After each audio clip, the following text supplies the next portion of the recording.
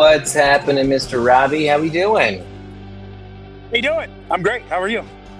Doing good, doing good. I think my headphones might die. Not the best thing. That's okay though. We'll be able to get volume regardless. So Can you it'll be still hear all the good. music? Again, we're out. I No want to do more. something. I want to do something like this when you enter. But That's I didn't know when you were entering, so I thought it could have been mid-stroke when you showed up. well, we can enter however you want to. You just let me know. We'll make it happen. Happy Wednesday. Hey, happy Wednesday to you, man. How we It's doing cold on here. let me know. Where we at? Temperature. Uh it was like 39, feels like 32 this morning. I didn't actually look as I was leaving. I just knew I needed to put a jacket on because it was I don't know if you can see it. It's gray and like it's been raining most of the morning, and we're supposed to get more rain later. So I'm actually chancing this walk without an umbrella. It does look as if it is definitely gray over there, but I'm a little bit used to it. It doesn't look off, but for you, I feel like you're just not getting the sun there. I miss the sun. This is why I left Oh, Seattle. Pacific Northwest was really your spot altogether. I mean, Alaska, Pacific Northwest, right? All that area. Born in Southern California, lived in Alaska. We got have my kids in Washington, and then I got wise and moved to Texas. Well, it definitely. I've had a bunch of friends that moved to Texas, and they seem to love it. So, all over the place. Definitely makes me think. I don't know where I'm at on my miles. I didn't look before I checked on. Probably I did not make since our last talk. I did not make up my miles. I Okay. walked. I only walked like 68 miles last week, so Hmm. I feel terrible. Um, I'm teasing. I use the opportunity to give myself grace. You see the guy just walked by? Good. Yeah, Okay. well, yeah, because a lot of people are like, "Hey, you do it," and they're really hard on themselves when they don't make up. And it's like Blaze and my motivational videos. Did you watch those the other day? Oh, I didn't see yours. I did see Blazes though. Yeah, he yelled at you. That's not me. Oh, okay. I see your point. That's where I was going. Yeah, thank you. So, what do you what would you like to? I was going to say that there was a couple things I was going to share with you because the weather's really bad. I'm Yeah. wearing my last pair of Brooks that are 95% worn out, but if they get soaked in a thunderstorm, I won't care because my good new ones are at home. Good. Wait, how many do you go through in a year? I have to look at my notes really quickly. How many shoes does Ravi go through? How many pairs of shoes? When I was in the heat of battle, it was like 14 a year. I think I had six. I think I had 15 or 16. Oh, no, you said this. You said 17 to 18 pairs at one point because you're replacing them every 350 miles. And so that was like every 5 to 6 weeks. That's pretty quick. That's like a month and a half. Yeah, it wasn't even that long. And sometimes I was going through them in 28 days. They were just tearing up. A couple of those Wow. weeks I had 100 miles a week. So yeah, I was going through them pretty quick. Whoa, whoa, whoa. That is pretty crazy. I wear the Vivo Barefits, Vivo, the Vivo Barefoot Barefoot. shoes all the time, and it is definitely something that they kind of wear out in the bottom. I've never had a hole through them. I've never had any issues other than that, but they've always felt good. I feel like I'm now addicted to it. So Those are so um, controversial, I hear from different people. I don't I'd love to talk about that at some point. we can do it. I would say I don't want to push beyond what I would definitely know from a physiological and anatomical level. What I would be doing is regurgitating all that I've read and known, which is fine. I mean, that's definitely kind of where we go with these things. We have to understand, is that going to be safe? Is it going to be effective? So Right. I think it is going to be a really good thing. I do want to push you here. Two things. Number Okay. one, we did this live last time, and I do want you to we just got to check out. I want to know where your updated step count is. We went off screen for a little bit. You found it. You let me know. We got it. We got to stay updated. It's subjective. Okay, let's just make sure we do it. Come on. And then while Robbie's checking that out, I'm gonna ask Robbie, because I know he can still hear me. I'm gonna You can ask hear you. Robbie to make sure that he is gonna give a message. Now, if you have not been following along, and I love this because we keep getting a little bit more of our viewers each time, right? We got three guys definitely in here right now checking us out. Now you guys are on the couch, but you're in our chat, right? So we have our daily dad stream in the morning. But when we are talking with Robbie, when you are with us right now, you are part of the Freedom Streakers, because the Freedom Streakers, we want to be talking to people. We want to get you moving. We want to show you that getting active in the day is definitely possible. A lot of people, that's like the first thing. It's like, hey, why aren't you walking? Why aren't you lifting? What are you doing? I just don't have the time, is what we hear most of the time, right? Exactly. Okay. 33,401. So I'm going to mess myself up, but we got it saved. Let's put it up. There we go. All right. 33,401 as of December 4th, 2024. That's what we got. And again, if you don't know, he has a long-term goal right now, 33,000 miles by July 15th, 2025. Correct me. I feel like I've corrected that note twice so far on myself. It's a contest on my Twitter as to what I'm actually going to be at that date, because that's my 10-year anniversary. Mm-hmm. So for me to give you a number would be to heal all the people that are making guesses. So yeah, somewhere around 35,000 miles is where I will be at the 10-year mark, give or take enough to give somebody a winning NFT. All right, so 35,000. Am I correcting my note one more time, Robbie? Well, who am I? Who am I these days? You're a good man. Try sometimes. All right, this is what I want. I have a few things. I want you to be able to bring up what you want definitely over here, because we are going to talk about definitely, we have our leading with love, but overall we have, just getting walking, but we have business, and we also have overall health, right? Robbie exudes a healthful lifestyle. We want to make sure we can kind of get that across to everybody else as well. But I do want you to give a message first off, right? We kind of start with gratitude sometimes in other cases, but what I want you to do right now, just like you mentioned about motivation, Blaze does it one way, Robbie does it another, but I want you to talk to your Freedom Streakers, and I want you to give a little bit of motivation. If someone's sitting there right now, if they're listening in, or if they're already walking, what are we saying to them? What is your message to them, Robbie? It's math. It's all an accumulation. That was kind of my message when I did it with Blaze. His was, kind of yelling, and mine was, no matter what, at the end of the day, everything requires you to take the first step. I'm the world's largest procrastinator, so I'm speaking to myself years ago. You just need to get up and go do it. And the accumulation part, the math part, is it's additive. So I do 1,000 extra steps every day is an increase of 365,000 steps a year, right? Simple math, 365 times 1,000. And you can adjust that. And so everything is just going to add up. If you miss a day, it blends in. Try to give yourself a little bit of grace and just keep going. It's something that once you start, you'll get to a point, and I don't know where it'll be with you, but for me, I don't know where it happened. At some point I tipped over to, it's not a, hey, I would like to go for a walk. It's almost a requirement for me now. So yeah, mental. I mean, it's your identity. It's your identity, right? Would you agree with that? Yes, 100%. I think that it is. Yeah, you have to define yourself as that, just like someone who's going to lift, or just some, on the other side of it, I work with, binge eaters.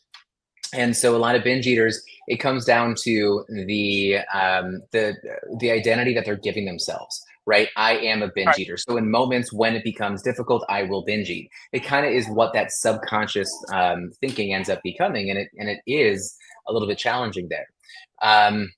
Are you Robbie, saying? I want to make sure. I heard you. Are you saying that they end up giving themselves permission to do the binge eating because they identify that way? Is that how you're saying that?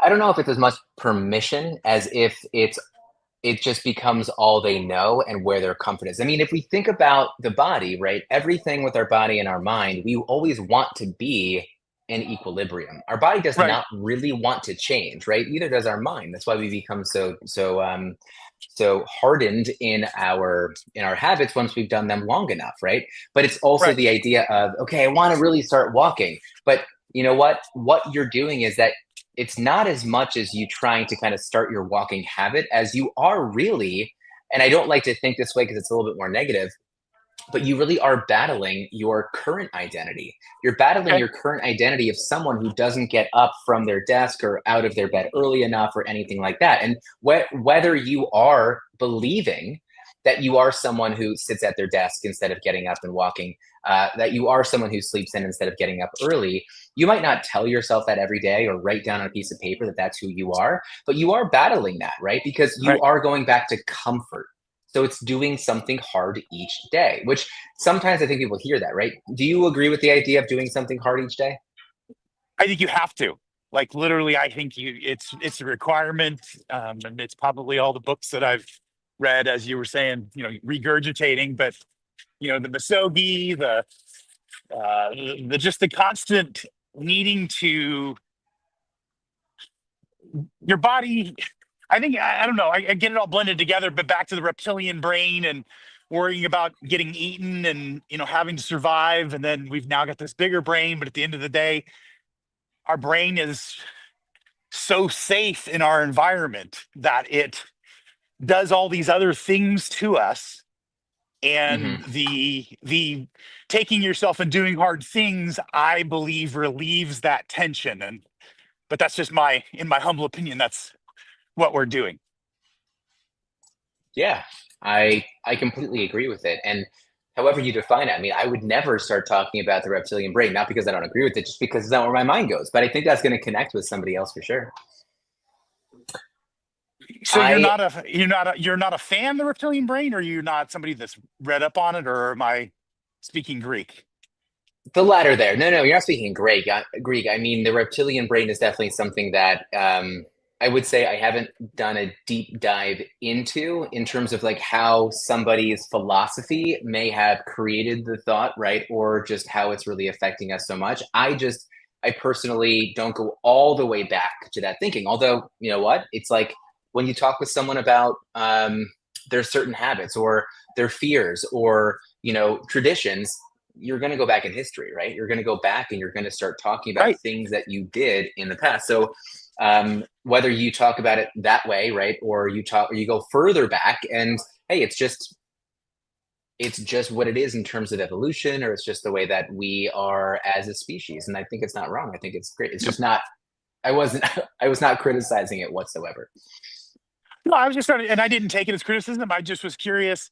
There's other people that call it something else. So I don't know if I should be calling it the prehistoric, whatever, the prior to having the thing in the front with the frontal lobes where we Sure. reason out, we reason out things and have feelings, just that fight or Hmm. flight, am I in danger? That's the part of it I guess I go back to. And I think you're right. It is built based on how you sort of have been a face in the world. So, anyways, way off topic. I'll let you come back. No, it's not off topic, and you say it often. That's okay. I want you to. But no, everything you're saying is on topic. My thought about kind of where you were going with that and getting walking and making sure like building up these freedom shakers. Let's make it happen, right? Get up, get walking, right? Um, Robbie's saying just get up and do it, right? Walking is cumulative, which is I want to get to that in a second. But I think it's all about challenging those excuses, right? You're talking about the reptilian brain. I'm thinking about making sure that we get away from this learned equilibrium that we end up Right. having. But yeah, no, the frontal lobe is definitely that area. I like to focus on the frontal lobe in terms of talking about, how different brains are developed. We can get into the whole discussion around like, ADHD and all that kind of stuff too. Right. People think that it's this philosophy and this thought process in our head that we have to break through. No, but there's an actual difference in the way that our brain is operating, when we talk about ADHD there. But challenging excuses is something we all have to deal with. And I know that, um, Robbie, you've in the past, you've challenged the notion here that walking isn't for everyone. Do you remember doing that? I think I remember doing that. I mean, I have heard people. I have the belief that it is for everybody, and I'm using that Mhm. in the parlance of the time that is you aren't capable of walking. I'm not saying you should be able to stand up out of your chair and walk. I'm saying I think anybody that has a pair of shoes, and I don't even think you need shoes because you can do it barefoot. I do it in the house all the time, but just has the desire to stand up, you can walk. And every step helps. Mhm. Mhm.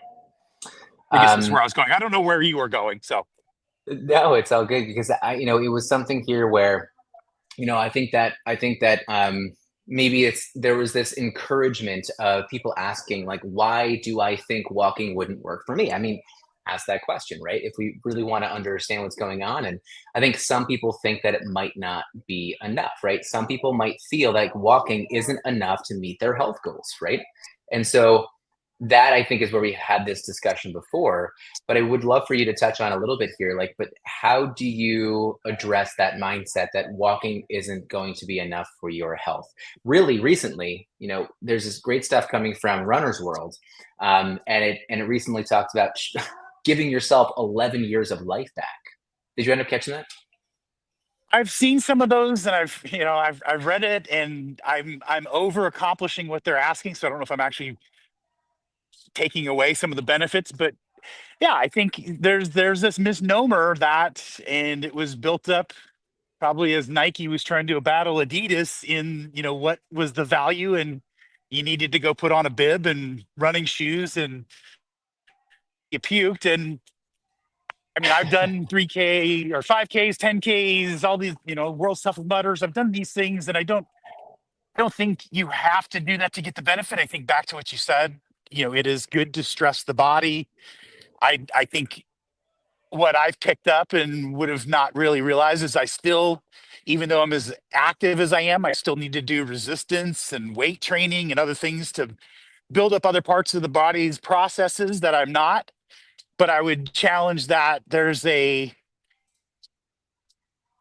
child of the 70s and 80s. There's just this thing that, you have to run in order to gain benefit.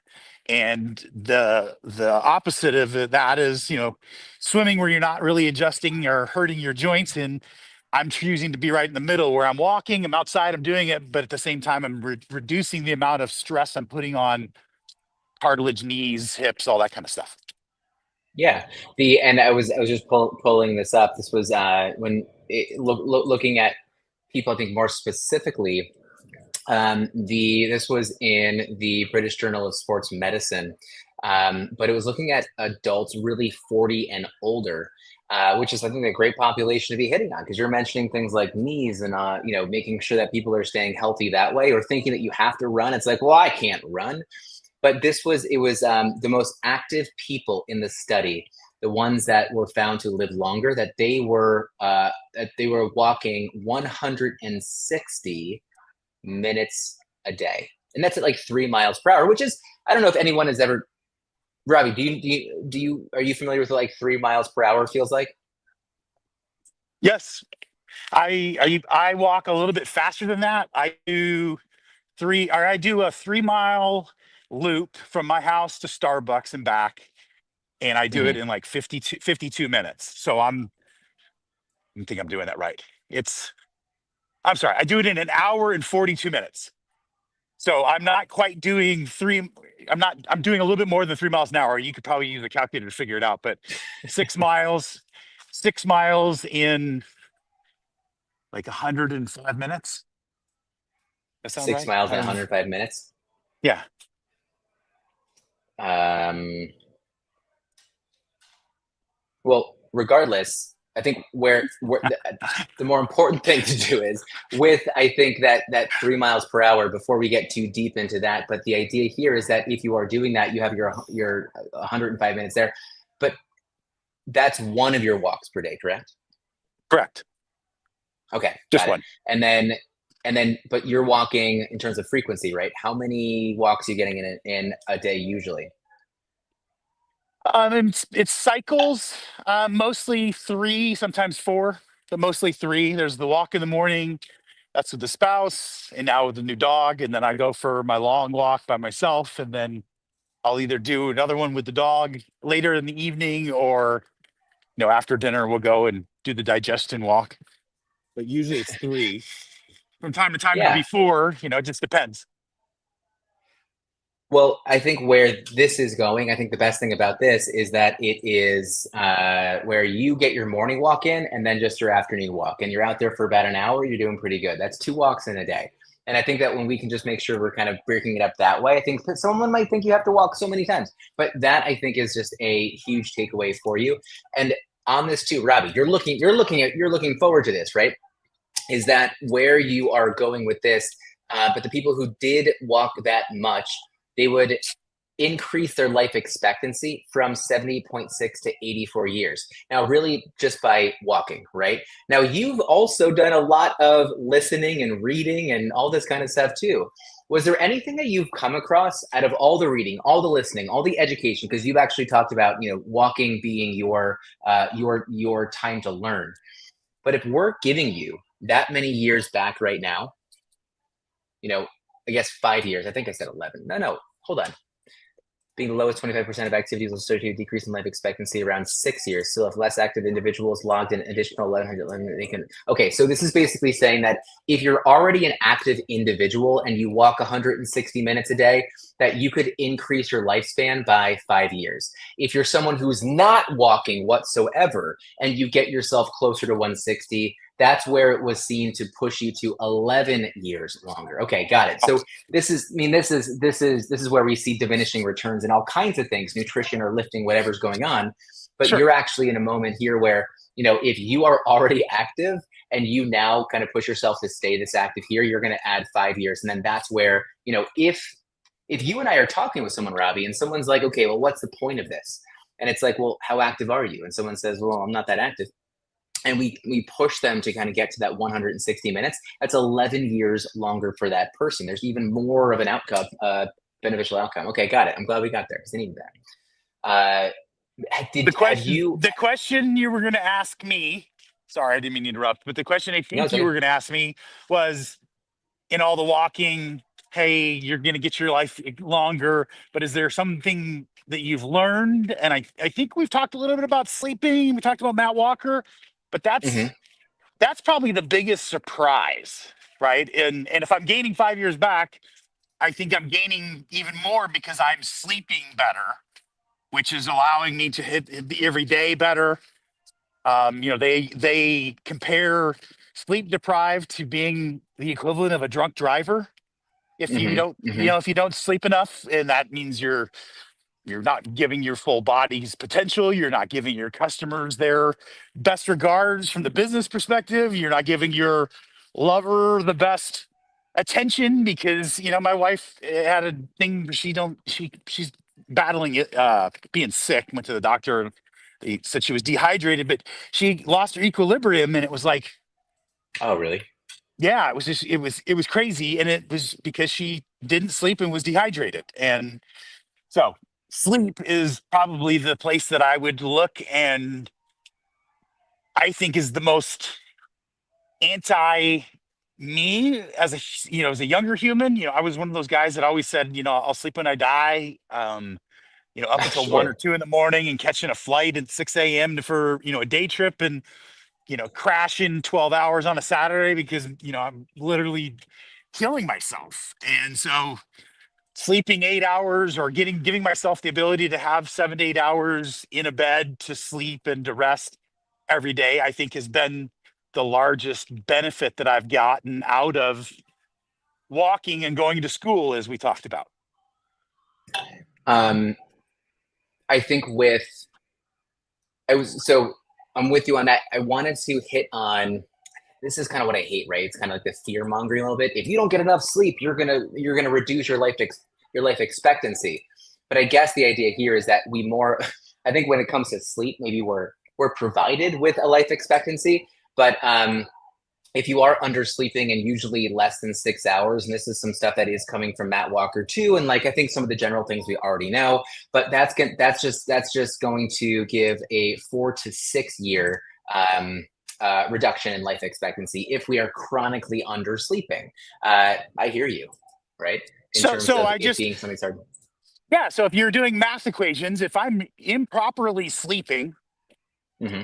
I'm going to lose 5 years, but I just gained it back because I'm walking.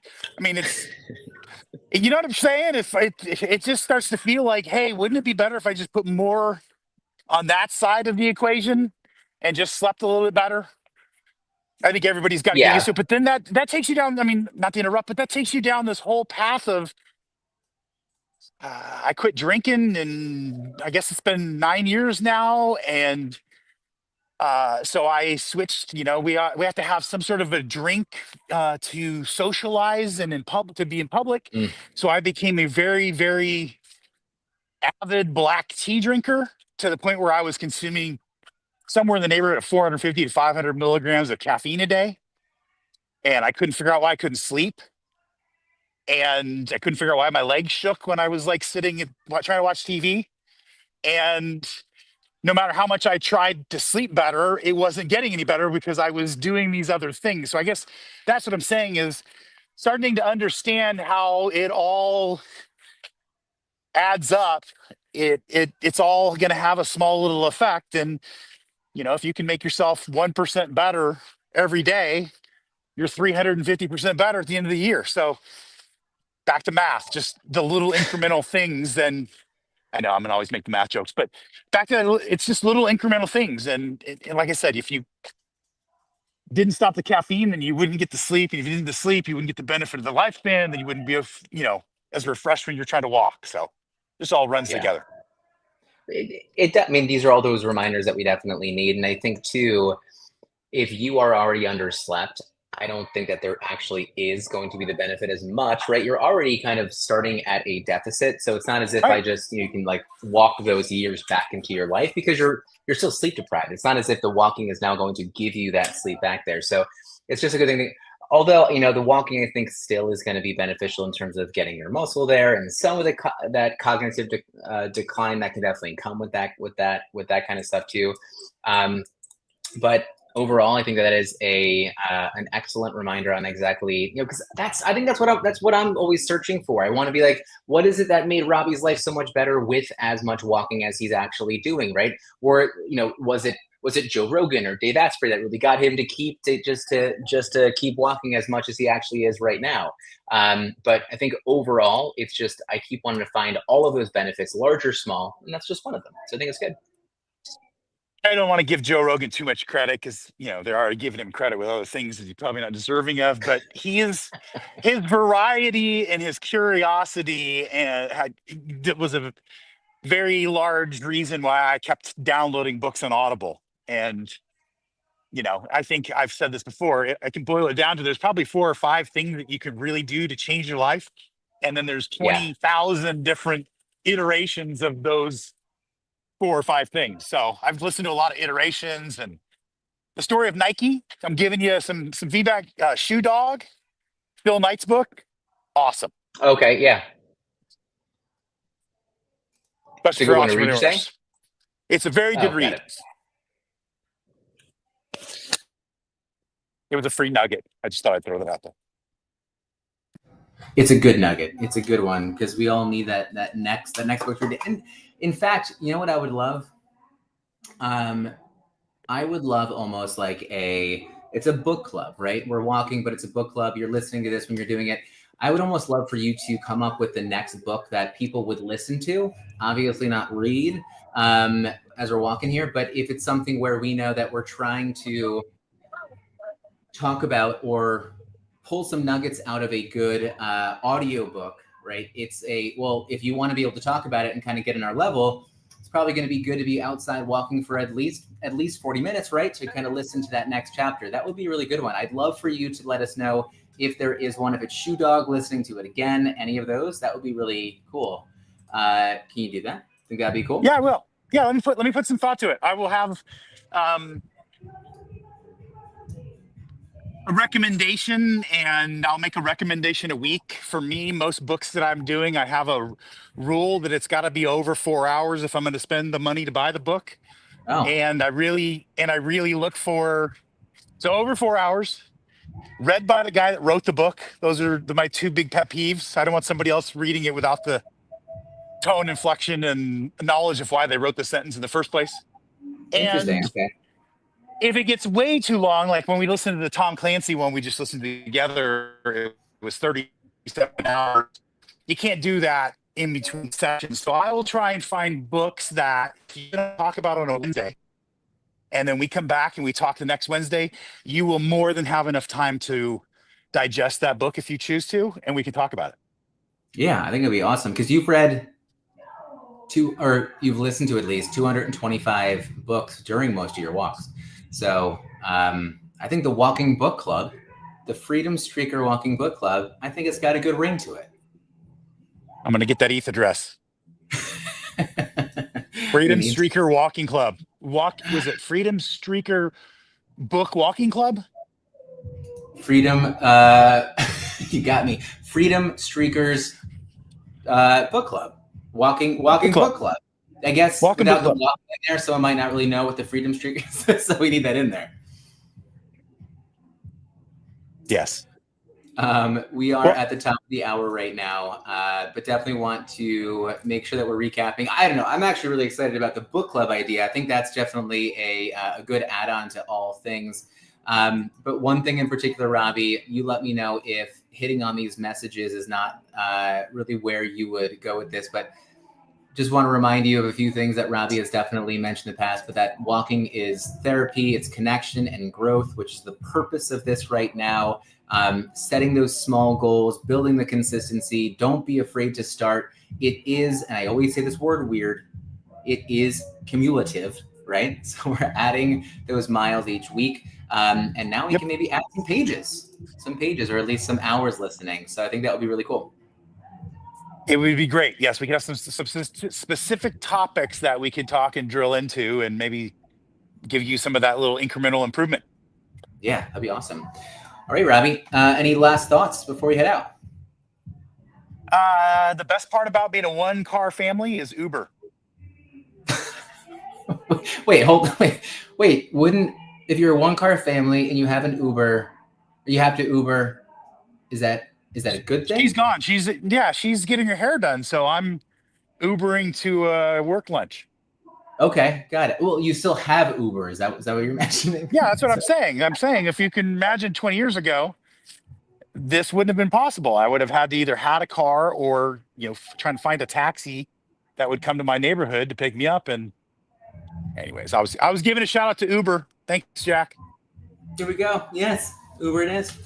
All right, guys, we will see you next time. Check the replay, please, over on, we're going to be posting them on the VDADS podcast. So check it out on, it's really all podcasts now. Used to just be Spotify and Apple Podcasts, but now it should be all over the place. iHeartRadio, yada, yada, yada. So, but we'll see you next Wednesday. All right? See you next Wednesday. Appreciate you, sir. Okay. Take care. Bye. All right, bye.